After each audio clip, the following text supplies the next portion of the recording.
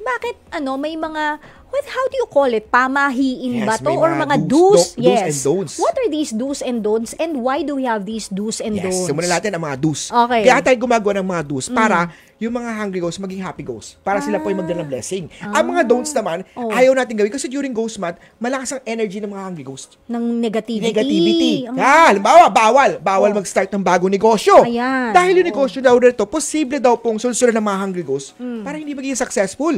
Mag-start ka ng bagong career. Posible daw yung bagong career mo hindi maging successful dahil nagsimula during ng ghost month. At tayo mo na matapos ang September 2. nga. Master Araw lang Hans, naman Laila, yun. meron talaga offer sa akin. Ang tagal ko na, inaantay talaga itong trabaho. Ngayon lang binigay sa akin ghost month. August 18 pa, 15th day ng ghost month. Pwede ko ba tanggapin yan? Pag hindi ko tinanggap, baka mag-ghosting na rin. Ni boss yung aking trabaho at promotion ko. Tanggapin mo pa rin yun. Tanggapin mo pa rin Pero mag-start ka September. Pwede. Diba? Tanggapin kasi baka mawala O kaya tanggapin mo, hanapin mo lang yung based sa Chinese ghost month na to, anong lucky date sa week o sa day na yun. Para pag mag-start ka na, at sige boss, tatanggapin ko na, tagal nga naman ng ilang years na tayo nag-antay, ilang buwan na tayo, ngayon pa na-ghost month na isipin mo kung gusto mong promote, okay na rin yun. Kesa wala. Yes, tanggapin mo pa rin pag may mga chance. Pero, pag may mga bago ka, pwede naman mag-antay. Baka naman after na lang.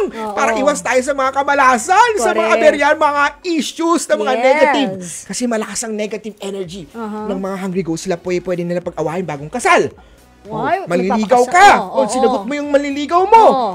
Lilipat ka ng bagong bahay. Ngayon ka pa nag-start ng construction. Ako naman sa dami naman petsa. Ngayon ka pa nag-ghost month start ng construction. Hindi makapag-antay. Hindi makapag-antay. Tagal mo naman inaantay. Tagal ko inaantay nila dumating yung pera.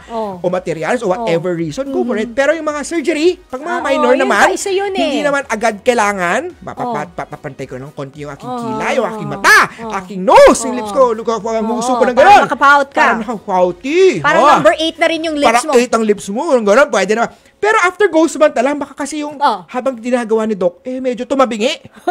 Maging number 7. Baka number 7! Number 6 ang yung lips! Ayan, so pwede na after ghost month na lang. Pero pagka emergency cases, gawin mo dapat kunyari, yan. pumutok na yung appendix. Kailangan talaga. Emergency yan Importante, syempre, buhay. Syempre, sundin pa rin po si Doc. Diba?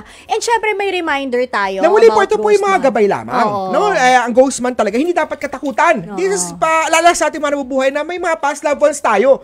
Offer them prayers, offer them foods. Ayun, pinaka-importance ng ghost month.